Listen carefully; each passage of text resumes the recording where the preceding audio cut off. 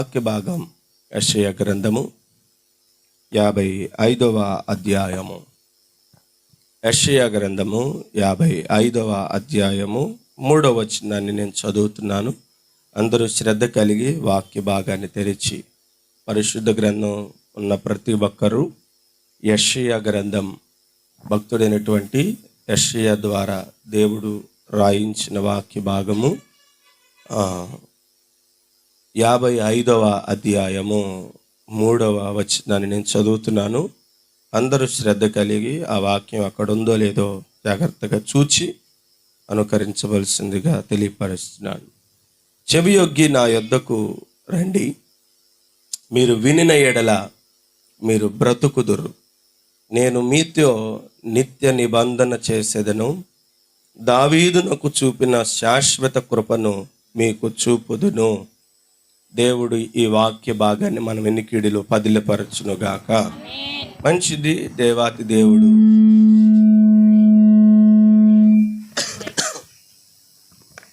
ఈ రాత్రికాలం చక్కటి వాక్య భాగాన్ని మనకు అనుగ్రహించి ఉన్నాడు. మంచిది. ఈ రాత్రి దేవుడు చక్కటి సహాయం అనుగ్రహించి తన సన్నిధిలో తన నామాన్ని స్తుతించడానికి, కనపరచడానికి ఎంతగానో తన కృపను మనకు అనుగ్రహించి ఉన్నాడు. శ్రేష్టమైనటువంటి వాక్య భాగాన్ని కూడా దేవాది దేవుడు మనకి అనుగ్రహించి ఉన్నాడు. చదవబడిన లేఖన భాగము యెషయా గ్రంథము 55వ అధ్యాయము 3వ వచన భాగాన్ని మనం చదువుకున్నాం.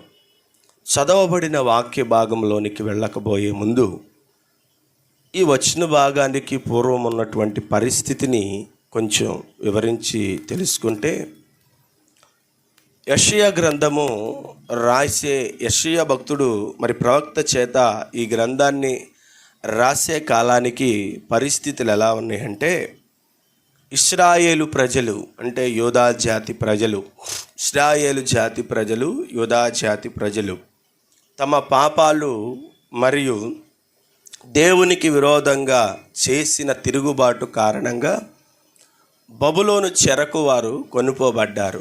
70 సంవత్సరాల కాలం వారు బబులోను చెరకు తీసుకొనబడ్డారు. యెషయా భక్తుడు ఈ గ్రంథము రాసేసరికి పరిస్థితులన్నీ మరి కొన్ని ప్రతికూలంగాను, కొన్ని అప్రమాణికంగా అంత అనుగుణంగా లేనట్టుగా ఉన్నాయి. ఈ కాలం 70 సంవత్సరాల కాలం వాడు బబులోనుకు చెరకు వెళ్ళిపోయారు. దేవుడిచ్చిన వాగ్దానమేమో దావీదు సింహాసనాన్ని శాశ్వత కాలం వరకు స్థిరపరుస్తానన్నాడు. యోధా చివరి రాజు సిద్కియా. ఈ సిద్కియా కాలానికి వచ్చేసరికి దేశము చెరగొనిపోయింది, రాజు చంపబడిపోయాడు. ఈ పరిస్థితుల్లో ప్రజల యొక్క మనస్తత్వాలు ఎలా ఉంటాయంటే, వారి ఆలోచనలు ఎలా ఉంటాయంటే, వారి ఉద్దేశాలు ఎలా ఉంటాయంటే, వారు చెరలో ఉండి వారి పరిస్థితిని వివరిస్తూ అంటాడు, వారు ఆత్మీయంగా నిరాశకు లోనైపోయారంట. అర్థమవుతుంది నా మాటలు. వారు ఆత్మీయంగా, వారు ఆధ్యాత్మికంగా నిరాశకు లోనైపోయారు. ఎందుకు లోనైపోయారంటే, బబులోనులో వారు దాదాపు 70 సంవత్సరాలు బానిసలుగా ఉన్నప్పుడు వారి యొక్క పరిస్థితి ఎలా ఉందంటే, ఆధ్యాత్మికంగా నిరాశకు లోనైపోయారు. వారి జీవితాల్లో ఇక ఆశ లేవు. అందుకే బహుశా 89వ కీర్తన అనుకుంటే ఇలా రాయబడినటువంటి మాట, బబులోను మనము చెరగొనిపోయినప్పుడు అక్కడ నిర్వంజి చెట్లకు మన సితారాలను తగిలించి, చెరగొనిన వారు మన వలన ఉల్లాసము కోరి సియోను కీర్తనలో ఒక కీర్తనను మాకు వినిపిస్తే మేము ఉల్లాసంగా ఉంటామని చెరగొనిపోయిన ప్రజలంట, చెరపట్టబడిన ప్రజలకు ఈ మాట చెబుతుంటే వారి హృదయాలు ఎలా ఉన్నాయంటే, అయ్యో చెరగొనిన ప్రదేశంలో, చెరపట్టబడిన ప్రదేశంలో మా యొక్క సితారాలను, మా వాయిద్యాలను, మా పరికరాలను 137 అండి 137వ కీర్తన. మీరు అలా ధ్యానం తీసి ఉంచండి, నేను కొంచెం దాన్ని వివరిస్తాను. 137వ కీర్తన రాయబడినటువంటి మాట: మా జీవితాలన్నీ నిరాశకి వెళ్ళిపోయినాయి, ఆనందంతో ప్రతిధ్వనించవలసిన మా వాయిద్యాలు, పిల్లన గ్రోవులు, మా సరళపు వృక్షాలతో తయారు చేయబడినటువంటి ఆ వీణెలు సమస్తాన్ని మేము ఆ చెట్లకు, నిర్వంజ చెట్లకు తగిలించాం. ఎందుకు తగిలించారంటే మా జీవితాల్లో ఇక ఆశ లేదు, మా జీవితాలు ఇప్పుడు నిరాశ పాలైపోయినాయి. ఎందుకు నిరాశ పాలైపోయినాయి అంటే చెరగొనిపోయాం. విడుదల అనేది లేకుండా, విమోచన అనేది దొరకకుండా, మా జీవితాలకు ఆశ అనేది లేకుండా మేము ఇప్పుడు నిరాశతో ఉన్నాం. మాలో ఇప్పుడు సంతోషం ఒరకదు. ఇప్పుడు ఒకవేళ మమ్మల్ని సంతోషపరచమని మీరేమన్నా అడిగారనుకోండి, మిమ్మల్ని సంతోషపరచడానికి మాకు నోటి మాటలు లేవు, మా వాయిద్యాలకు సరైనటువంటి వీణ కూడా రాదు. ఎందుకంటే హృదయం పొంగుతున్నప్పుడే, హృదయం పరవళ్ళు త్రొక్కుతున్నప్పుడే నోట మాట అయినా, చేతుకు వేళ్లకు వాయిద్యం వాయించడమైనా వస్తూ ఉంటుంది. వాయిద్యం వాయించడం రానోడు కూడా సంతోషం ఎక్కువయ్యేసరికి ఏం చేస్తాడు? ఏదో ఒక రీతిగా తన సంతోషాన్ని వ్యక్తపరచడానికి ఏం చేస్తాడండి? వాయిద్యాన్ని వాయిస్తాడు. దావీదు అంటున్నాడు, నా చేతికి యుద్ధమును, నా చేతి వేళ్లకు వాయిద్యమును పోరాటం నేర్పించిన వాడు ఆయనే కదండి. నా చేతికి యుద్ధం నేర్పించిన వాడు ఆయనే. నా చేతికి వాయిద్యాన్ని వాయించడం కూడా నేర్పినవాడు ఆయనే. ఒక పక్కన సౌలు దయ్యం బట్టి గలిబిలి చెందుతూ ఉంటే, నిద్ర పట్టక రాత్రంతా దయ్యం చేత పీడింపబడి తిరుగుతుంటే దావీదుని తీసుకొచ్చి దావీదుని కూర్చోబెట్టారు. దావీదుని కూర్చోబెట్టి దావీదు సంగతి తెలియపరుస్తున్నారు. అతడు వీణ వాయిస్తే ఏమైద్దంటండి? దురాత్మ పోయిద్ది. ఎందుకు పోయిద్ది? దావీదు హృదయం ఎలా ఉందో తెలుసా? నెమ్మదితో దేవునికి అనుసంధానమైనటువంటి విధానంలో ఉంది. అందుకే తన నోట ఒక పాట, తన వేళ్లకు దేవుడు వాయిద్యాన్ని నేర్పిస్తే ఆ వాయిద్యము ఇంపుగా ఉండటం చూసి దురాత్మలు బారిపోయినాయి అంట కదండి. మనం గనక వాయించామనుకోండి, వెళ్ళిపోయినవి కూడా వెనక్కి తిరిగి వస్తాయి కదా. కొంతమంది వాయిద్యాలు, లేకపోతే కొంతమంది చప్పట్లు కొడితే వాళ్ళకి ఆనందంతో కొడుతున్నారో తెలియదు, దెయ్యం బట్టి కొడుతున్నారో కూడా తెలియదు. సరిగ్గా తాళం ఉండదు, ఇతరులతో కలిసే విధానం ఉండదు. ఏంటయ్యా అంటే ఒకటే బాధుడు వారికి నచ్చినట్లుగా చేస్తూ ఉంటారు. ఏదేమైనా వాయిద్యం వాయించడం అనేది, లేదా సంగీతం అనేది హృదయం పొంగి పొర్లినప్పుడే. యెషయా భక్తుడు గ్రంథాన్ని రాసేసరికి ప్రజల పరిస్థితి, బబులోను దేశానికి చెరగొనిపోయారు. అప్పటికే దాదాపు 70 సంవత్సరాల కాలం పట్టింది. వారు ఆ చెరలో ఉన్నారు. ఆ చెరలో ఉండి వారి పరిస్థితి ఎలా ఉందంటే ఆధ్యాత్మికంగా నిరాశకు లోనైపోయారు. వారి జీవితంలో ఇక ఆశ లేదు. విడుదల పొందుతామా? 1 సంవత్సరం ఎదురు చూశారు. విడుదల పొందుతామా? 2 సంవత్సరాలు ఎదురు చూశారు. ఎవరికైనా ప్రార్థన చేసినప్పుడు, లేకపోతే ఎవరినన్నా సహాయం అడిగినప్పుడు 1-2 సార్లకే మనలో విసుగుదల అనేది వస్తూ ఉంటుంది. దేవునికి స్తోత్రం కలుగును గాక. అందరికి అర్థమవుతున్నాయి ఆ మాటలు. 1-2 సార్లకి విసుగుదల వస్తూ ఉంటుంది. ఈ విసుగు చెంది ఇంకొకసారి అనే ప్రయత్నంతో కొన్నిసార్లు ఏం చేస్తారంటే, ఇక ప్రయత్నాలు కూడా ఏం చేస్తారు? విరమిచ్చేస్తారు. ఇంకా ప్రయత్నాలకు ఉండవు. ఎందుకంటే ఇక మా బతుకులు ఇలాగే ఉంటాయి, మా జీవితాలు ఎలా ఉంటాయి, మా ప్రయత్నాలు ఇలాగే ఉంటాయి అనేటువంటి కోణంలోకి, నిరాశలోనికి వారు వెళ్ళిపోతూ ఉంటారు. ప్రజలు నిరాశలోకి వెళ్ళిపోయి వారు అనుకుంటున్నటువంటి విధానం అంట, దేవుడు మమ్మల్ని విడిచిపెట్టేశాడు. దావీదుకు చేసిన వాగ్దానం ఏమైపోయింది? దేవుడు దావీదుతో ఒక నిబంధన చేసుకున్నాడు. శాశ్వత కాలము వరకు నేను నీ సింహాసనాన్ని స్థిరపరుస్తాను. భూమి ఉన్నంత కాలం, ఆకాశము నిలిచినంత కాలం నీ సింహాసనము, నీ రాజ్యము నిలిచి ఉండిద్దని దేవుడు వాగ్దానం చేశాడు కదా. ప్రజలు లేని రాజ్యాన్ని దేవుడు పరిపాలన చేసేది. పరిపాలకులు లేని రాజ్యాన్ని దేవుడు పరిపాలించేది. ఇదేనా దేవుని వాగ్దానం? ఇదేనా దేవుని యొక్క నిబంధన? దేవుని యొక్క నిబంధన ఏమైపోయినదని ప్రజలు నిరాశకు లోనైపోయారంట. సహోదరి, ఈ రాత్రి నీ జీవితంలో ఏ విధమైనటువంటి నిరాశ నిన్ను అలుముకున్నదో, ఏ విధమైనటువంటి వైఫల్యత నిన్ను అలుముకున్నదో, నిరాశతో దేవుని సన్నిధికి వచ్చావా? నిరాశతో నీ జీవితాన్ని గడుపుతుంటున్నావా? ఆశ లేని బ్రతుకును నువ్వు బ్రతుకుతున్నావా? భక్తుడైనటువంటి అపోస్తలుడైనటువంటి పౌలు అంటున్నాడు, ఇక బ్రతుకుదామన్న ఆశ మా జీవితంలో లేదు. ఓడ బ్రద్దలైపోతున్నది. ఏమండి, ఓడ ముక్క చెక్కలైపోతున్నది. ప్రయాణమంతా నడి సముద్రంలోనే మధ్యలో ఆగిపోతున్నది.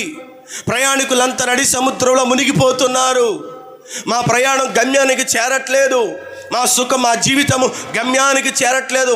ఓడ మధ్యలో పగిలిపోయే పరిస్థితి వచ్చింది. మాకు ఆశలు లేవు, చచ్చిపోయినాయి మా ఆశలు అనుకుంటున్నారు. ప్రియమైనటువంటి దేవుని ప్రజలారా, నీ జీవితంలో ఇలాంటి నిరాశ జీవితంతో నువ్వు ఉంటున్నావేమో జ్ఞాపకం చేసుకో. హెజ్కేలు భక్తుడితో అంటున్నాడు, హెజ్కేలు ఎండిపోయిన ఎముకలతో నువ్వు సెలవివ్వు అంటున్నాడు. ఏమిటయ్యా ఎండిపోయిన ఎముకలు అంటే? నిరాశతో ఉన్న ఇశ్రాయేలు ప్రజలు ఆధ్యాత్మికంగా వారు చచ్చిపోయిన పరిస్థితుల్లో ఉన్నారు. వారిలో జీవము లేదు, వారిలో ఆశలు లేని బ్రతుకులు బ్రతుకుతున్నారు. నిర్జీవమైపోయిన వారి ఆశలు, నిర్జీవమైపోయిన వారి కోరికలు, నిర్జీవ స్థితిలోనికి వారు వెళ్ళిపోయారు. అయ్యా, వారి బ్రతుకులన్నీ నిర్జీవమైపోయినాయి. అయితే హెజ్కేలు సెలవివ్వవలసిందేంటో తెలుసా? ఎండిపోయిన ఎముకలు మరలా బ్రతుకుతాయా అని హెజ్కేలుని అడుగుతున్నాడు. ఎట్ట బ్రతుకుతాయ్యా? ఎండిపోయిన ఎముకలు ఎలా బ్రతుకుతాయి? బక్క చిక్కిన వాడో బలహీన వాడో బలపడతాడంటే అదొక అర్థం ఉంది, కానీ పూర్తిగా శల్యమైపోయి ఎందుకు పనికిరాని ఏమీ జరగనటువంటి ఈ యొక్క పరిస్థితుల్లో ఎలాగూ జరుగుతాయని హెజ్కేలు భక్తుడితో అన్నప్పుడు, అయితే యెహోవా మాట సెలవిస్తున్నాడని చెప్పు, ఎండిపోయిన ఎముకలు మరలా బ్రతుకుతాయి. దేవునికి స్తోత్రం కలుగునుగా. నిర్జీవమైపోయిన మరలా బ్రతుకుతాయ్యా. ఎండిపోయిన జీవితాలు, ఎండిపోయిన బ్రతుకులు, ఎండిపోయిన జీవి సంసారాలు, మోడు బారిపోయిన బ్రతుకులు, అక్కడ ఆశకు చిగురుకు అవకాశం లేనటువంటి కొన్ని బ్రతుకులు ఏమైపోతాయి? ఎలా ఉంటాయి? చెట్టుకి కంటిన్యూగా నీళ్లు పోసి దాన్ని పెంచుతున్న నీవు ఒక్క వారం దినాలు దాన్ని పట్టించుకోకుండా వదిలే, ఒక్క వారం దినాలు దాన్ని పట్టించుకోకుండా వదిలే, నీరు పోయిమాక, దానికి ఏమి సపరచర్యలు చేయమాక అలా వదిలే, అది మరుసటి వారానికి అవకాశం ఉండేటట్లుగా ఉండిద్దా? ఎందుకని? అది పూర్తిగా ఎండిపోయేది. ఈ ఎండిపోయినటువంటి చెట్టు ఎలాగైతే నిర్జీవమైపోయిందో ఇశ్రాయేలు ప్రజల ఆశలు కూడా అలాగే అయిపోయినాయి. వారు అనుకుంటున్నారంట, దేవుడు మమ్మల్ని విడిచిపెట్టేశాడు, దావీదు రాజుతో దేవుడు చేసిన వాగ్దానాలు మరిచిపోయాడని ప్రజలు తీవ్ర నిరాశలో వారు కుమిలిపోతుంటున్నారు. నీ దేవుడు ఎవరో తెలుసా? యెషయా ముద్దు నుంచి చిగురు పుట్టించు దేవుడు. దేవునికి స్తోత్రం. అది నరకబడిపోయి ముద్దుగా మారిపోయి ఇక దాంట్లో ఏమి చలనం లేదు, దాంట్లో ఇంకా ఏమి ఫలభరితమైన దానికి అవకాశము లేదు. ఇది పచ్చగా లేదు, మొద్దు ఎండిపోయిందంట. ఎండిపోయిన మొద్దు దేనికి పనికొచ్చింది చెప్పండి? దేవునికి స్తోత్రం. అర్థమవుతుంది నా మాటలో? నీరసంగా చెప్తున్నాడు ఏంటి? తిని కూడా బాగా ఏం నీరసంగా చెప్తున్నాడు అనుకోండి, ఏమీ లేదు, కొంచెం చక్కగా నింపాదిగా చెప్తే వాక్యం ఎక్కిద్దని కదండి, అంతే కదా? ఇంకేమైనా నా గురించి ఏమన్నా ఆలోచనలు అపోహలు ఏమైనా ఉన్నాయా? ఏమి లేవుగా. మంచి, దేవునికి స్తోత్రం. అర్థం చేసుకుంటున్న మీ మనసులను బట్టి దేవుడు స్తుతించబడును గాక. దగ్గరగా చెప్దామా? హల్లెలూయా. మంచిది. దేవుని ప్రజలారా, ప్రజల యొక్క పరిస్థితి ఎలా ఉందంటే నిరాశకు లోనైపోయారు. ఇప్పుడు వారి యొక్క పరిస్థితి ఎలా ఉంటుందంటే దేవుడు మరొక అవకాశం ఇచ్చాడు, ఉచితంగా విడుదలకు దేవుడు పిలుపునిచ్చాడు. ఆ నిరాశ పరిస్థితుల్లో, అటువంటి పరిస్థితుల్లో దేవుడు యెషయా ప్రవక్త ద్వారా ప్రజలకు ఓదార్పునిచ్చారు. బబులోను విగ్రహారాధన మరియు లౌకికమైనటువంటి ఆనందం వారికి వారి ఆత్మలకు తృప్తినివ్వలేదన్నటువంటి పరిస్థితి దేవుడికి అర్థమయ్యి, చూడండి 55:2 రాయబడినటువంటి మాట, ఆహారము కాని దాని కొరకు మీరేలా రూకలు ఖర్చు చేసేదరు, సంతృష్టి కలగజేయని దాని కొరకు మీ కష్టార్జితమును మీ కష్టార్జితమును ఎందుకు వ్యయపరుచుకుంటారు? అది సంతృప్తినివ్వట్లేదు. దేవుడు పిలిపిస్తున్నాడు, ఉచితమైనటువంటి విడుదలకు పిలుపునిస్తున్నాడు. ఆ నిరాశలో, ఆ యొక్క నిస్పృహల్లో వారు ఉంటున్నప్పుడు దేవుడు ఏం చేశాడంటే యెషయా ప్రవక్త ద్వారా యూదా ప్రజలతో, ఇశ్రాయేలు ప్రజలతో మాట్లాడుతున్న ప్రవక్త అయినటువంటి యెషయా, నా ప్రజలు బబులోను దేశానికి చెరగొనిపోయారు, అక్కడ ఉన్నారు, అక్కడ జరుగుతున్నటువంటి విగ్రహారాధనే కానీ, అక్కడ జరుగుతున్నటువంటి లౌకిక ఆనందమే కానీ వారికి తృప్తినివ్వట్లా. వారేదో లోటుతో ఉంటున్నారు, వారేదో వైకల్యంతో ఉంటున్నారు. వారు చెరగ కొనకపోబడక మునుపు విగ్రహారాధన చేశారు. దేవుని మాటకు వారు విధేయులుగా కాకుండా అవిధేయులుగా తిరిగారు. దేవుని మాటను నిర్లక్ష్యపరిచారు. దేవునికి అవిధేయులుగా వారు బ్రతుకుతూ నా ఉగ్రతను బట్టి వారు బబులోను దేశానికి చెరగొనిపోతే అక్కడ జరుగుతున్న విగ్రహారాధనలు చూసి, అక్కడ జరుగుతున్న లౌకికమైనటువంటి ఆనందాలు చూసి నా ప్రజలు ఆత్మలో తృప్తి లేనట్లుగా బ్రతుకుతున్నారయ్యా, నా ప్రజలు ఆనందము లేకుండా బ్రతుకుతున్నారు. ఇదిగో నీవు వారికి సెలవివ్వవలసినది ఏంటంటే ఏమంటున్నాడు తెలుసా? ఆ 3వ వచనంలో అంటున్నాడు, మొట్టమొదటి మాట, నా యొద్ద చెవియొగ్గి నా యొద్దకు రండి. దేవునికి స్తోత్రం కలుగును గాక. ఈ లౌకికమైనటువంటి సుఖ సౌఖ్యాలు, ఈ లౌకికంగా దొరికే ఆనందాలు, విగ్రహారాధన వల్ల వారు పొందలేనటువంటి తృప్తిని దేవుడు ఎరిగి ఉండి వారి హృదయాలకు నెమ్మదిని దయచేయాలని, వారి పాపములు క్షమిస్తూనే, వారి వైకల్యాలను క్షమిస్తూనే, వారు నడిచిన అవిధేయ కార్యక్రమాలు క్షమిస్తూనే, వారు దారి తప్పిన ప్రవర్తన క్షమిస్తూనే దేవుడు అంటున్నాడు, చెవియొగ్గి నా యొద్దకు రండి అంటున్నాడు. నా మాట విని నా యొద్దకు రండి. నా మాట విని నా యొద్దకు వస్తే నేను మీకు ఏం కలగజేస్తాను తెలుసా? ఇప్పటి వరకు మీరు పొందలేని ఆనందమును, ఇప్పటి వరకు మీరు చూడలేని ఆ సంతోషమును, ఇప్పటి వరకు మీ హృదయములో కలగనటువంటి ఆ యొక్క సంతోషమును నేను మీకు మరలా పుట్టించబోతున్నాను. దావీదునకు చూపిన శాశ్వతమైన కృపను నేను మరలా జ్ఞాపకము చేసుకొనబోతున్నాను. దేవునికి స్తోత్రం కలుగును గాక. ఆయన కృప శాశ్వతం ఉండేది, దానికి అంతము లేదు, దానికి ముగింపు లేదు. అది మనుషులు చూపినట్లుగా, రాజకీయ నాయకులు చూపినట్లుగా అది ఉండేది కాదు. శాశ్వత కాలం ఉండిద్దని దేవుడు వాగ్దానం ఇచ్చాడు. వాగ్దానం ఇచ్చిన దేవుడు నమ్మదగిన దేవుడు. నీ జీవితంలో నీకేం వాగ్దానం ఇచ్చాడో, రక్షణ పొందిన తర్వాత సంవత్సరం తీసుకుంటున్న ఆ వాగ్దానాలను బట్టి, లేకపోతే నీ ప్రార్థన జీవితాన్ని బట్టి, కనిపెడుతున్న తీరును బట్టి దేవుడు నీకు వాగ్దానాలు ఇచ్చి ఉన్నాడు. దేవుడు నీతో ఒక నిబంధన చేసుకున్నాడు. నిబంధన చేసిన దేవుడు, వాగ్దానం ఇచ్చిన దేవుడు, ఎన్నటికి ఎప్పటికీ మాట తప్పని దేవుడు. ఏ వాగ్దానం ఇచ్చాడో, ఏమని నీకు ప్రమాణం చేశాడో, ఇశ్రాయేలుతో అబ్రహాముతో ప్రమాణం చేశాడు. అబ్రహామా, శాశ్వతము వరకు, శాశ్వత కాలం వరకు నీ సంతతికి నాకు ఒక నిత్య నిబంధన ఉండిద్ది. వారితో ఒక నిబంధన చేసుకునడానికి గుర్తుగా వారి సున్నతి కార్యక్రమాన్ని జరిగించు. దేహ సంబంధమైనటువంటి సున్నతి కార్యక్రమం ఇశ్రాయేలులకు దేవునికి ఒక నిబంధన అయితే, అది అబ్రహామును చేయమంటే దేవుడు ఏం చేశాడు తెలుసా? ఆధ్యాత్మిక వైకల్యం కలిగిన ఇశ్రాయేలులతో దేవుడు అంటున్నాడు, మీ దేహమునకు సున్నతి కార్యక్రమం చేస్తాను, మిమ్మల్ని నేను నా వారిగా నేను చేసుకుంటాను. ఇది భౌతికమైనటువంటి అబ్రహాముకు దేవుడు చేసిన నిబంధన అయితే, దేవాతి దేవుడు తన ప్రజలతో చేసుకున్న నిబంధన అది. మోషే భక్తుడు పలుమార్లు ఇశ్రాయేలు ప్రజలతో చెప్తున్నాడు, ప్రజలారా, మీ సంఖ్య ఎక్కువని, మీ బలము ఎక్కువని, మీ సామర్థ్యం ఎక్కువని, మీకున్న ధనఘనతలు ఎక్కువని దేవుడు మిమ్మల్ని ప్రేమించలేదు. మిమ్మల్ని ప్రేమించడానికి గల కారణం, మీ మీద ప్రేమ చూపడానికి గల కారణం, మిమ్మల్ని ఇంతగా దేవుడు ఇష్టపడడానికి గల కారణం, మీ పితరులతో దేవుడు చేసిన వాగ్దానం ఒకటైతే, దేవుడు మిమ్మల్ని ప్రేమించినది మరొకటి. అది వాగ్దానము మరొకటి. ఆయన మిమ్మల్ని ఎక్కువగా ప్రేమించాడు. మనం ఎవరమో తెలుసా? నిబంధన జనులం. మనము నిబంధన చేయబడిన వారం. దేవునికి మనకు ఒక నిబంధన. భౌతికమైన ఇశ్రాయేలులకు భౌతిక సంబంధమైన గుర్తు ఒకటైతే, ఆత్మ సంబంధమైనటువంటి మనకు ఆత్మ సంబంధమైన గుర్తు ఒకటి ఉన్నది.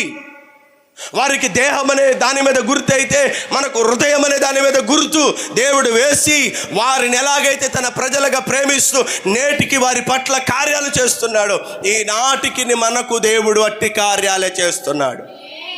ఒక మాట నేను ఇర్మియా గ్రంథంలో చదివిస్తాను, చూద్దామా? ఇర్మియా గ్రంథము, అందరూ పరిశుద్ధ గ్రంథాన్ని తెరిచి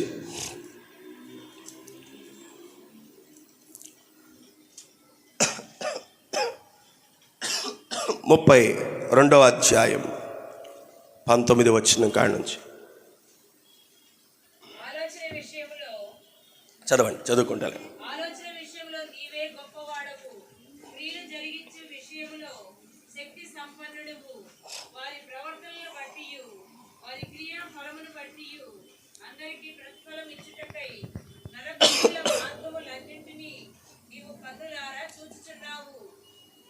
చదవండి. నీవు ఐగుప్తులో చేసినట్టు నేటి వరకు ఇశ్రాయేలు వారి మధ్యను ఇతర మనుషుల మధ్యను, జ్ఞాపకం చేసుకోనండి, ఎవరి మధ్యన చేస్తున్నాడంట?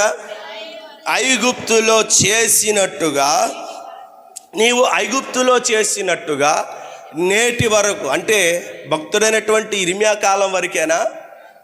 ఏమండి, ఆ లెక్క అయితే ఏం రాసేవాడు తెలుసా? ఈ ఇర్మియా భక్తుడి కాలం వరకే అని రాసేవాడు కదండి.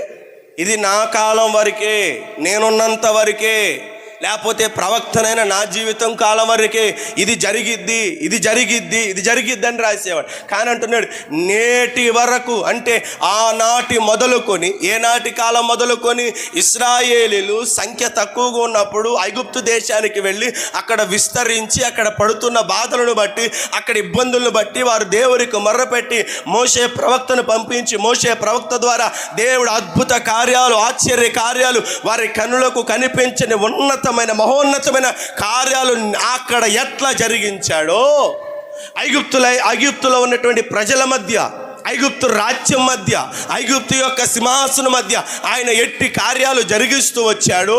వారు విడుదల పొందిన తర్వాత ఇశ్రాయేల్ మధ్య ఆయన ఎట్టి కార్యాలు జరిగిస్తున్నాడు. నేటికి ఈనాటికి కూడా దేవుడు ఇతర మనుషుల మధ్య కూడా అదే కార్యాలు జరిగిస్తున్నాడు. దేవునికి స్తోత్రం కలుగునుగాక. బహుశా ఈ మాట నేను అలా అనుకుంటాను, ఆ ఇతర మనుషులు మనమేనేమో, మనమే అయి ఉంటాం బహుశా కదండి. ఇతరుల మనుషులు అంటే ఇక వేరే గ్రంథ ప్రకారంగా ఉన్నాయేమో, కానీ నేను అనుకుంటాను ఇతరులంటే మనమేనేమో. ఆనాడు దేవుడు ఐగుప్తులో ఎట్టి కార్యాలు చేశాడు, ఊహ కందనటువంటి కార్యములు. ఐగుప్తు రాజు ఫరో కఠిన హృదయుడు, గర్విష్ఠుడు, మాటకు లోబడినటువంటి వాడు. వాని కన్నుల ఎదుట దేవుడు అద్భుత కార్యాలు ఎట్లా చేశాడు? ప్రస్తుతము లోకములో క్రైస్తవ్యానికి వ్యతిరేకంగా ఉంటున్న ప్రతి మానవాల కన్నులకు దేవుడు అట్టి రీతిగా అద్భుతాలు కనపరుస్తున్నాడు. మోషేతో అంటున్నాడు, యెహోవా బాహుబలం తక్కువైందని అని అనుకుంటున్నావా? నా కార్యాలు, నా పనులు, నా శక్తులు కొంతమందికి చూపించడం కొరకేననుకుంటున్నావా? కొంత మట్టుకేననుకుంటున్నావా? నా కార్యాల పరిమితి,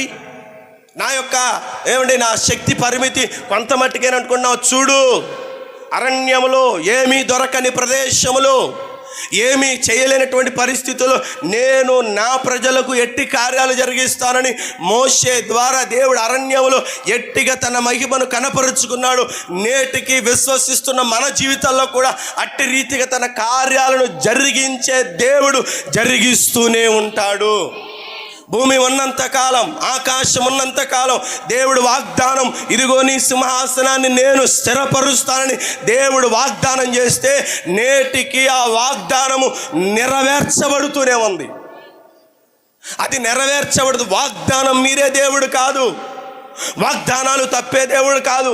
నీ జీవితంలో ఏ వాగ్దానం చేశాడో, ఏ నిబంధన చేశాడో, ఏమని నీకు ప్రమాణం చేశాడో, మాట ఇచ్చిన వాడు నరుడు కానే కాడు అనే విషయం జ్ఞాపకం పెట్టుకో. మాట ఇచ్చిన వాడు నరమాత్రుడు కాదు. ఆయన మాట ఇచ్చాడంటే ఆ మాట తప్పిపోదు, ఆ మాట ఎన్నటికీ చెరిగిపోదు. చరిత్రలు రాసుకున్న గ్రంథాలు చెరిగిపోయాయి, చరిత్రలు రాసుకున్న పుస్తకాలు చెరిగిపోయి, చరిత్ర చెరిగిపోయింది, కానీ నేటికి నిలిచి ఉన్నది నా ప్రభువుని గురించిన వార్త. భూమి పుట్టిన కాడు నుంచి భూమి అంతమయ్యే వరకు అది నిలిచి ఉంటుంది. దేవునికి స్తోత్రం కలుగును గాక. బిగ్గరగా చెప్దామా? సంతోషంగా చెప్దామా? అర్థమైన వాళ్ళందరూ చెప్తామా? అది భూమి పుట్టుక కాడి నుంచి భూమి అంతమయ్యే వరకు, ఇంకా చెప్పాలంటే భూమి గతులు తప్పినా, పర్వతములు తలక్రిందులైనా, కాలమే మార్పు వచ్చిన, నా మాట ఎన్నటికి నీ మాట మార్పు. అదండి హెబ్రీల పత్రికలో రాయబడినటువంటి మాట. ఆయన నిన్న నేడు ఎలా ఉంటాడంటండి? అప్పటికి అలాగే ఉన్నాడు, ఇప్పటికి కదండి. దావీదు జీవితంలో చేసిన వాగ్దానాన్ని నెరవేర్చాడు. నా జీవితాల్లో చేసిన వాగ్దానాన్ని కూడా నెరవేరుస్తాడు. ఆయన నెరవేర్చే దేవుడు. ఆమె ఇస్తున్నాను దేవుని పేరట నీకు చేసిన ప్రతి వాగ్దానం అది నెరవేర్చబడే రోజు ఒక రోజు వస్తుంది. ఏ నాటికి కూడా దేవుడు నిన్ను విడిచిపెట్టాడు. అబ్రహాము నిన్ను నమ్మగా నిజనముగా చేసినవే. అబ్రహాము నిన్ను నమ్మగా నిజనముగా చేసినవే. ఆగరు ఆశలు అరికట్టినవే. ఆశలు అరికట్టినవే. శరా కన్నులు తెరిపించినావే. శరా కన్ను తెరిపించి పాడదాం అందరం కలిసి. యేసయ్యా మా యేసయ్యా, యేసయ్యా నా యేసయ్యా. షాలోము రాజా, షాలోము రాజా, సర్వాధికారివి నీవే. సైన్యములకు అధిపతివి నీవే.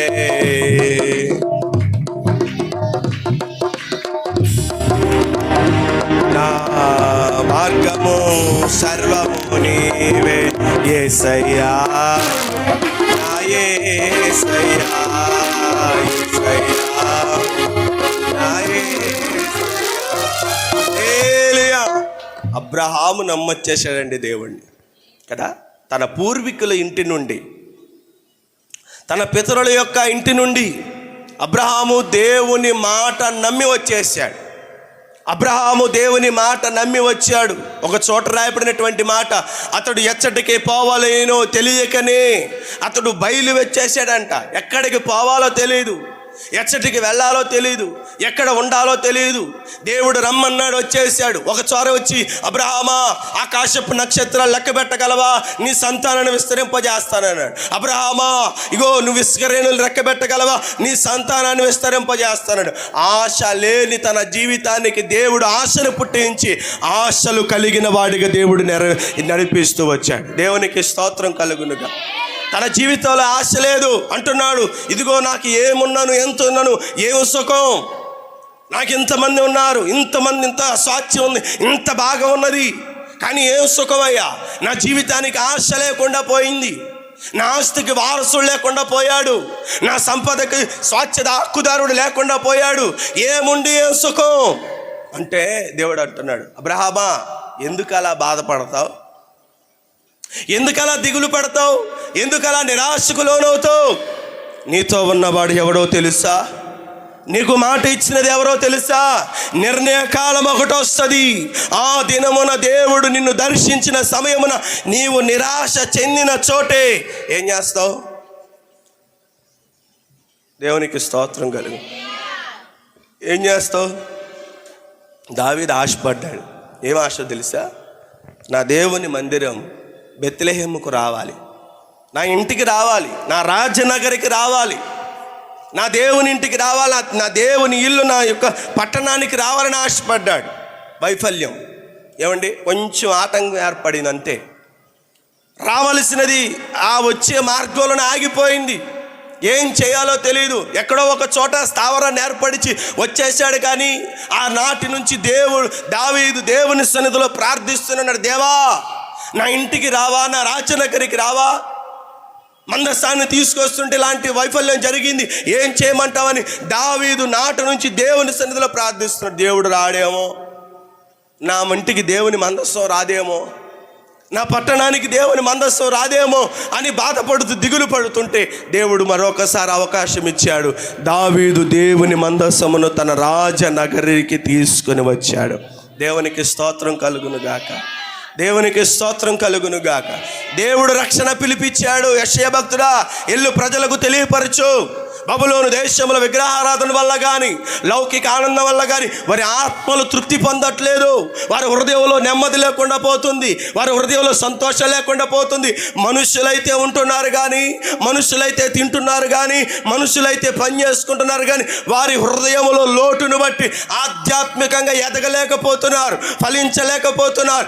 ఏదో నిరాశ, ఏదో దిగులు వారిని అలుముకుంటున్నది. నేను గ్రహించాను.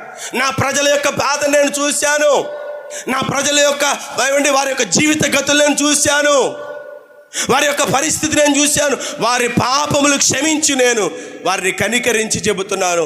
నా యొద్దకు రమ్మని ప్రజలను మరలా పిలుస్తున్నాను. రండి, నా యొద్దకు రండి. నా యొద్దకు వస్తే ఆ మాట చదవండి అమ్మా. 55:3 చెవియొగ్గి నా యొద్దకు రండి, మీరు విన ఎడల. చూడండి, ఇప్పుడు దాకా వారి జీవితాలు ఎలా ఉన్నాయి? భౌతికంగా వారు ఐగుప్తులు బబులోను దేశంలో బందీలుగా ఉండి సంఖ్యలతో ఉండి వెట్టి చాకరీ చేస్తున్నారు కానీ ఆధ్యాత్మిక వారి జీవితాలు ఎలా ఉన్నాయి? చచ్చిపోయిన స్థితిలోనే ఉన్నాయి. అంటాడు కదా పౌలు భక్తుడు, మీరు మీ అపరాధముల చేతను చచ్చిపోయిన స్థితిలో ఉన్నారు.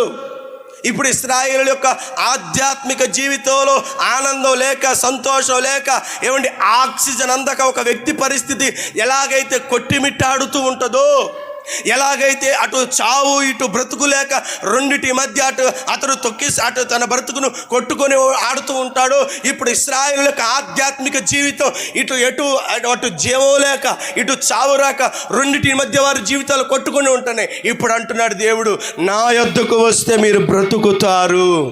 దేవునికి స్తోత్రం కలుగును. మీ జీవితాలు బ్రతికింపబడతాయి. చెవియొగ్గి నా యొద్దకు రండి, నా మాట ఆలకిస్తే, మీరు వింటే ఎక్కనైనా మీరు బ్రతుకుతారని దేవుడు సెలవిస్తున్నాడు. ఎక్కనైనా మీరు బ్రతుకుతారు. నా మాట వినండి అయ్యా. ఇదివరకులాగా మీరు మీ ఇష్టానుసారంగా తిరగద్దు, మీకు నచ్చినట్లుగా బ్రతకద్దు. మునుపు మీకు నచ్చిన ప్రవర్తనలో జీవించారు, మీకు నచ్చిన వైఖరిలో పోయారు. గొర్రె ఎటు పోతే గొర్రె కషాయుడిని నమ్మినట్లుగా మీరు పాపాన్ని ప్రేమించారు, పాపానికి ద్వావరిచ్చారు, పాపానికి పరుగులెట్టారు. ఇకనైనా మీరు నా మాట వింటే ఆధ్యాత్మికంగా ఈ 70 సంవత్సరాల మీ జీవిత కాలంలో మీరు నిశ్చయమైనటువంటి స్థితిలో ఉన్నారే. ఇప్పుడు కనుక నా మాట వింటే 70 ఎన్ని 70 వేసుకుంటాం అన్ని 70 అంతకంటే రెట్టింపైన సంతోషాన్ని నేను మీకు ఇస్తాను. మీ హృదయాలు, మీ ఆధ్యాత్మిక జీవితం బ్రతికిద్ది. బ్రతికింపబడిన ప్రతి ఒక్కడు చలిస్తాడు. బ్రతికున్న దానికి గుర్తేంటి చెప్పండి? కదలికలు ఉంటాయి కదా, చలించడం, కదలడం, అటు తిరగడం, ఇటు తిరగడం, ఇక్కడ ప్రార్థన జరుగుతున్న బయటికి వెళ్ళి కూర్చోవడం. ఇక్కడ నేను ఇక్కడ ఎంత ఒక్కబోత పోస్తున్నా, నేను ఎంత కొట్టుకుమిట్టుగా ఆడుకుని వాక్యం చెప్తున్నా, ఏ దిగులు లేకుండా ఏ దిగులు లేకుండా మీ పనిలో ఉండేటువంటి వాళ్ళు. ఇదే బ్రతుకున్న వానికి ఒక చర్య కదా, ఇదే కాదు బతుకున్న వాళ్ళ చర్యలు కదండి. అంతేనా? ఇదేనా? ప్రార్థన వదిలిపెట్టేసి మన పనుల్లో మనం ఉంటాం కదండి. ఇదేనా బ్రతికున్నవాడు చేసే పనులు? బ్రతికుంటాం అంటే ఏంటి? లోకరీత్యాగా మనం తినటం, తాగడం, తిరగడం కాదు. బతికుండడం అంటే, బ్రతకడం అంటే అది కాదు.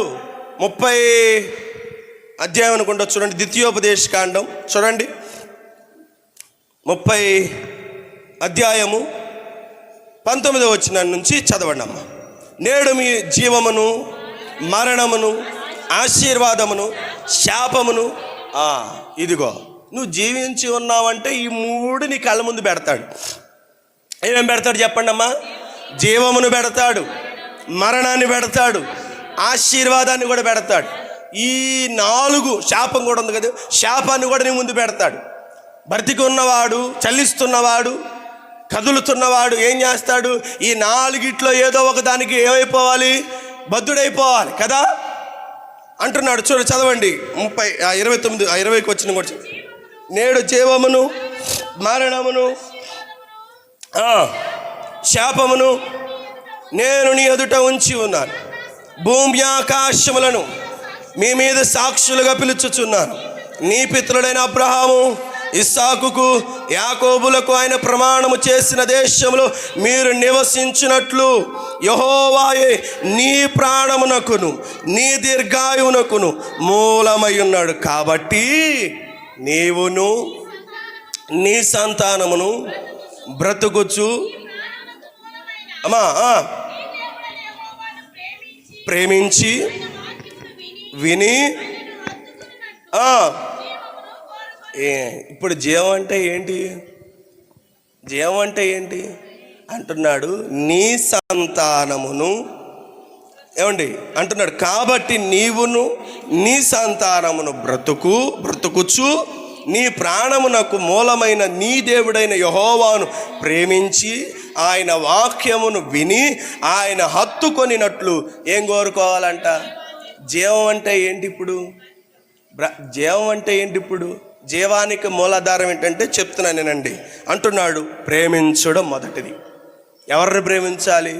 లోకంలో దారిని పోయే ప్రతి గన్నయ్యని ప్రేమించడం కాదు, లేకపోతే ఇష్ట వస్తువులను ప్రేమించడం కాదు, లేకపోతే ఏమండి మనకు నచ్చిన వాటిని ప్రేమించడం కాదు, నచ్చిన వ్యక్తుల్ని ప్రేమించడం కాదు. ఏమని ప్రేమించాలంటే ఆయన వాక్యమును ప్రేమించడం. ఆయన్ని యెహోవాను ప్రేమించాలి. రెండవది ఆయన వాక్యమును మనం ఏం చేయాలి తెలుసా? వినాలి.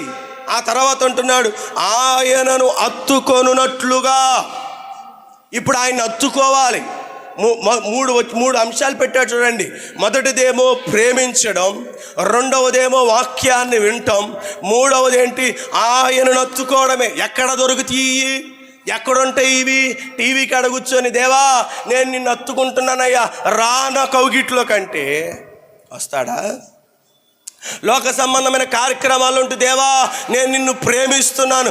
ఎంత కృపామయుడవు యేసయ్యా, ప్రేమ చూపి నన్ను బ్రతికించినవయ్యా అని పాట పాడితే అబ్బో నా భక్తురాలు ఎంత మంచి పాట పాడింది, ఈరోజు ఎట్టి పరిస్థితులనైనా నేను వెళ్ళిపోవాలనుకుంటాడా?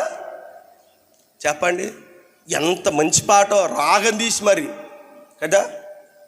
వచ్చే పాట మర్చిపోయారా? పాడదామా? ఎంత కృపామయుడవు యేసయ్యా, ప్రేమ చూపి నన్ను బ్రతికించినవయ్యా.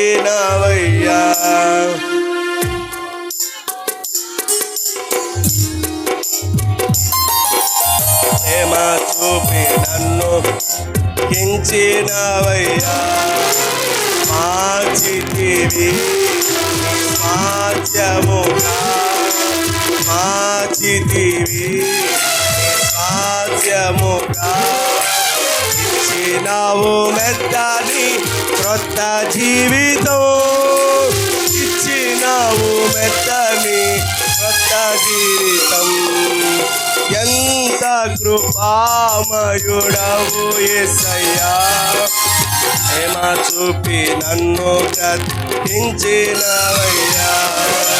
కన్న తల్లి తండ్రి నన్ను మరచినను, ఈ లోకము నన్ను విడచినను.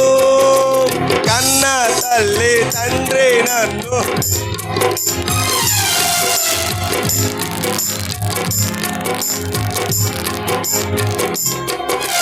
మరువలేదు, నన్ను విడువలేదు, మరువలేదు, నన్ను విడువలేదు. ప్రేమతో పిలచిన నాదుడవు, ప్రేమతో పిలచిన నాదుడవు. ఎంత కృపామయుడవు యేసయ్యా, ప్రేమ చూపి నన్ను బ్రతికించినవై. దేవునికి స్తోత్రం కలుగునుగాక. హల్లెలూయా. సారుగుండి చెప్దామా? ముగిచ్చేమన్న వాళ్ళందరూ చెప్పండి. దేవునికి స్తోత్రం. అందరు అంగీకారమేనా? అర్థమవుతుందా వాక్యం? పర్లేదండి. దేవునికి స్తోత్రం కలుగును. ఇప్పుడు మళ్ళీ మరలా మన వాక్యానికి వద్దాం. ఏమని చెప్తున్నాడు ఇప్పుడు అక్కడ?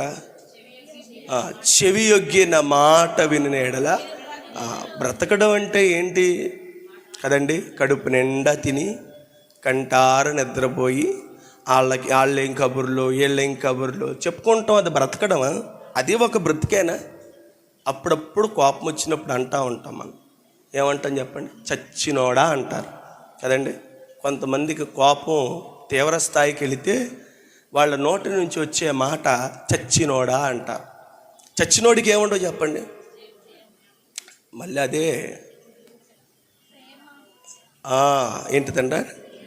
చచ్చినోడికి ఏముండవు. అంతగా మీకు కావాలంటే ప్రసంగి గ్రంథంలో చదువుకొని ఉంటుంది. చచ్చినోడికి ఏముండవు చెప్పండి? నేను చెప్తా, మీరే చెప్పండి. చచ్చినోడికి ముందు మాట వినపడదు. అర్థమవుతుందా? ఇదేనా? చచ్చినోడికి వినపడిద్దా? మీరు ఎవరైనా చెప్పండి, వినపడిద్దా? 4 రోజులు చచ్చిపోయి, ఏమండి 4 రోజులు ఎందుకు, 4 గంటలు అవుతుంది చచ్చిపోయి. ఐసీ బాక్సులో పెట్టారు, ఏసీ బాక్సులో పెట్టారు. బయటికి తీసేసరికి గడ్డగట్టుకుపోయాడు. ఇప్పుడు వెళ్ళి చెప్పండి, ఇప్పుడు వెళ్ళి చెవి దగ్గర ఉంది పలానా పేరు పెట్టి లెగు అంటే లెగుస్తాడా? పోనీ మనం అప్పుడప్పుడు వండుకుని తినే చికెనో లేకపోతే చేపలో రొయ్యలో ఇంకే ఏమన్నా కానివ్వండి, అయ్యా మన్ను వదిలేయి, అది తర్వాత చూసుకోవచ్చు, వదిలే.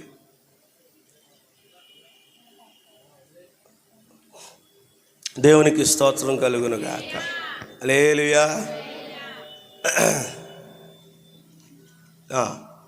మనం అప్పుడప్పుడు వండుకుని తినే చేపలో రొయ్యలో ముందు మనం దాన్ని ఏం చేస్తాం? మనం తినాలంటే అస్సలు ఎవ్వరు తిననట్లుగా ఏంటో నేనే ఒక్కడిని నరరూప రాక్షసుల్లాగా నా ఎంక మీరు ఎలా చూస్తున్నారంటే మీకంటే అలవాట్లు ఉన్నాయి కాబట్టి మీరు తింటారు, నాకు అలవాట్లు లేవు అన్నట్టుగా మీరు చూస్తున్నారు.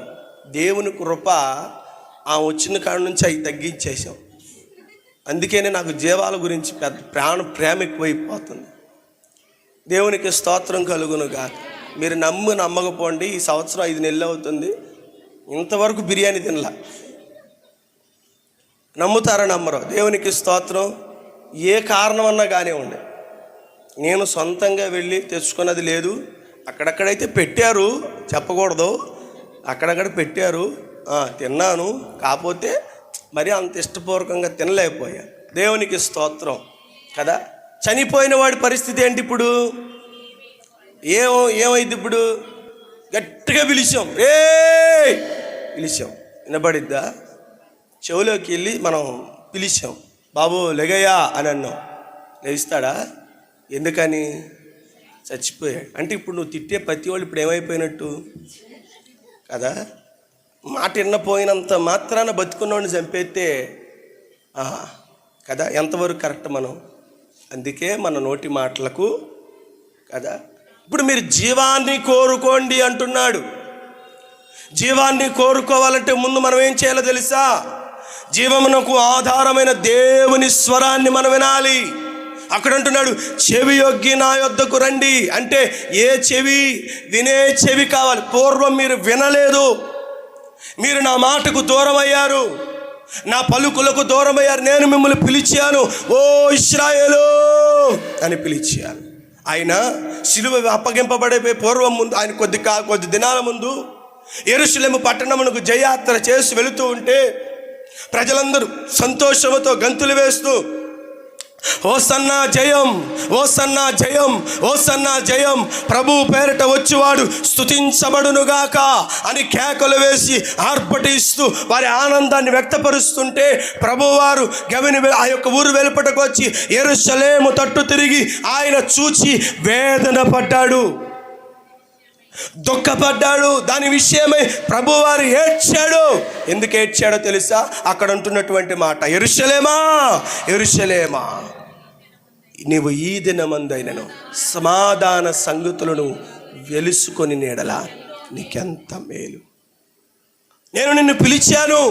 కోడి అపాయం వచ్చినప్పుడు తన పిల్లలు పిలిచిద్ది, రండి నా రెక్కల నీడకని రెక్కలు చాపి ఇదిగో అపాయం ఉందని గుర్తు చేసి కేక వేస్తే తల్లి మాట విన్న బిడ్డలు రెక్కల చాటుకు పరిగెత్తుకొని వచ్చి ఎలాగైతే శత్రువు నుండి తప్పించబడతారో, ఇశ్రాయేలు అంట దేవుడు రెక్కలు చాపి కేక వేశాడంట, రండి నా రెక్కల నీడలో నీకు సురక్షితం ఉన్నది, నా రెక్కల నీడలో నీకు క్షేమం ఉన్నది, నా రెక్కల నీడలో నీకు భద్రత ఉన్నదని రమ్మని పిలిస్తే వారు రాలేకపోయారు. ఎందుకోసమో తెలుసా? ఆధ్యాత్మికంగా వారు చచ్చిన స్థితిలో ఉండి దేవుని స్వరాన్ని గుర్తుపట్టలేకపోయారు. విగ్రహారాధన ముసుగులో మునిగిపోయారండి. ఆ దేవుడు ఈ దేవుడని ఆ మోయాబి దేవుళ్ళ దగ్గరికి వెళ్ళారు, అవును ఆ దేవుళ్ళ దగ్గరికి వెళ్ళారు, ఈ దేవుళ్ళ దగ్గరికి వెళ్ళారు. ఇదిగో నిజమైన దేవుడు, కన్న దేవుడు, ప్రేమించే దేవుడు, ప్రాణం పెట్టే దేవుడు, హత్తుకునే దేవుడు, అపాయాల నుండి తప్పించే దేవుడు, మరణం నుండి విడుదల ఇచ్చే దేవుడు కళ్ళ ముందు నిలబడి కేక వేస్తున్న ఆ విగ్రహాల సందుల్లో పడిపోయి వాళ్ళు దేవుని స్వరమును గుర్తుపట్టలేకపోయారంట. ఈరోజు మన పరిస్థితి ఎలా ఉన్నదో ఒక్కసారి జ్ఞాపకం చేసుకోవాలి. చెవి యొగ్గి నా యొద్దకు వస్తే నువ్వు బ్రతుకుతావంటున్నాడు. బ్రతికింది దేనికి గుర్తో తెలుసా? ఇకనైనా దేవుని స్వరమును వింటావని, ఇకనైనా దేవుని స్వరము వింటావని. చిన్న కుమారుడు తప్పిపోయి తండ్రికి తనకు ఎంత దూరం వచ్చిందో తెలుసా? కుమారుడా అని పిలిస్తే వినపడించుకోనేనంత దూరం వెళ్ళిపోయాడు. మనం కూడా ఆధ్యాత్మిక జీవితంలో ఆ ఇశ్రాయేలు ఎలాగైతే దూరం అయిపోయారో మనం కూడా అలా దూరం అయిపోయామనేమో దేవుడు ఈ రాత్రి మనతో మాట్లాడుతున్నాడు. మీరు వినండి, మీరు బ్రతుకున్నట్లుగా ముందు నన్ను వాక్యాన్ని వినండి.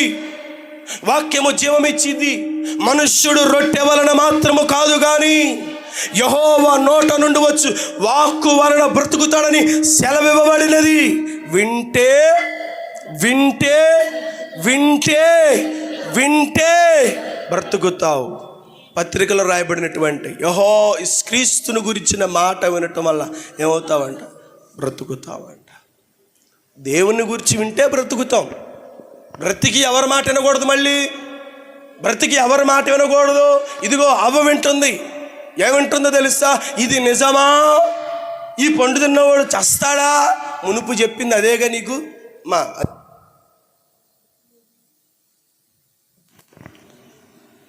నాకు టైం అయిపోయి నేను గుర్తు చేస్తున్నాయి, ఏం కంగారు పడద్దు, టయానికి ముగిచ్చేస్తాను. దేవునికి స్తోత్రం. అయిపోయింది, బైబిల్ కూడా మూసేసాను. దేవునికి స్తోత్రం. మునిపేం చెప్పాడు చెప్పాలి. మునిపేం చెప్పాడు? దేవాతి దేవుడు అవ్వ ఆదాములకు చెప్పిన మాట ఏంటి? ఆ పండు తింటే చస్తావన్నాడు కదా. ఏలు చూపించి ఇదిగో ఈ పండు, ఇదిగో ఈ పండు, ఈ పండు అని చూపించి, బహుశా నేను చెప్తున్న నాటకీయంగా, ఇదిగో ఆ పండు, ఆ చీర, ఆ నగ, ఆ ముక్కు పొడక, ఆ చెవిదిద్దులు, లేకపోతే ఆ పట్టు చీర, లేకపోతే ఆ వ్యక్తి అని దేవుడు ప్రత్యేకంగా నీకు ఏలు పెట్టి చూపించి, నీ కళ్ళకు అది బయోమెట్రిక్ లాగా నీకు ఇప్పదీసి చూపించి, ఏమంటే పని మేళ నీకు కళ్ళకు దగ్గర వచ్చి ఇది ఇప్పి, ఏమంటే ఇది తినద్దు ఇది తినద్దు అని దేవుడు చెప్పినా కూడా కొంతమంది ఏం చేస్తారు తెలుసా? దాన్నే కోరు. అంటే ఆధ్యాత్మికంగా వారు ఏం చేశారు? ఎప్పుడైతే దేవుని స్వరం కాదని అపవాది స్వరం విన్నారో అప్పుడే చచ్చిపోయారు. ఏమండి ఎప్పుడు చచ్చిపోయారు? మాట ఎప్పుడైతే వేరే వ్యక్తి మాట వారి చెవిని పడిందో, వేరే వ్యక్తి చెవి మాట ఎప్పుడైతే వినపడిందో అప్పుడే చచ్చిపోయారు వాళ్ళు. ఆధ్యాత్మికంగా అప్పుడే ఆ పతన స్థితిలో ఉండేవాళ్ళు తినేదాని విషయమే కళ్ళు మూతబడిపోయి వారు తిని మహిమను కోల్పోయారు. అంటున్నాడు యోహాను సువార్తలో, నా గొర్రెలు నా స్వరం కదా. కాపరి కానివాడెవడో, కాపరి ఎవడో గొర్రెలు తెలుసుకుంటాయి, అంతే కదండి. తెలుసుకుంటాయే గొర్రెలు. అదేనా రాయబడిన మాట? ఇంకేమన్నా కొత్తగా నేనేమన్నా రాసుకొచ్చానా? నా గొర్రెలు నా స్వరం వినిను కదా. ఆయన స్వరం వినే గొర్రెలుగా మనం ఉండాలి. ఇప్పుడు నువ్వు ఎవరి స్వరం వింటావు? ఎవరి మాట వింటావు? ఎవరి మాట విని నీ బ్రతకాలను కోరుకుంటున్నావు? దేవుడు దావీదునకు చూపిన శాశ్వతమైన కృప నీకు, నీ కుటుంబానికి, నీ బిడ్డలకు, నీ యావదాస్తికి దేవుడు ఆ కృపను చూపించాలంటే, ఆ కృప నీ మీద నిలిచి ఉండాలంటే, ఆ కృప మీకు తోడై ఉండాలంటే, ఆనాడు ఇశ్రాయేలుతో దేవుడు మాట్లాడినట్లుగా ఈ రాత్రి మనతో కూడా మాట్లాడుతున్నాడు. చెవి యొగ్గి నా యొద్దకు రండి, మీరు విన్న ఎడలా బ్రతుకుతారు. మీరు జీవమును కోరుకునటానికి ఏం చేయాలి తెలుసా? ప్రేమించాలి, ఆయన వాక్యాన్ని హత్తుకోవాలి. మూడోది ఏంటమ్మా? ఆయనని మనం ఏం చేయాలి తెలుసా? ఆయన హత్తుకొని జీవించాలి అంటున్నాడు యోహాను భక్తుడు. ఏమండి, ఆయనే శరీరధారిగా, ఆ వాక్యమే శరీరధారిగా కృపా సత్య సంపూర్ణుడిగా మన మధ్య నివాసం చేయడానికి వచ్చింది. ఇప్పుడు నువ్వు హత్తుకునేది ఎవరినో తెలుసా? నువ్వు హత్తుకునేది ఎవరినో తెలుసా? అంటున్నాడు యోహాను భక్తుడు. యోహాను సువార్తలో రాయబడినటువంటి మాట, పైనుండి పంపబడిన జీవాహారము నేనే, నన్ను ఎవడు భుజిస్తాడో వాడు బ్రతుకుతాడు.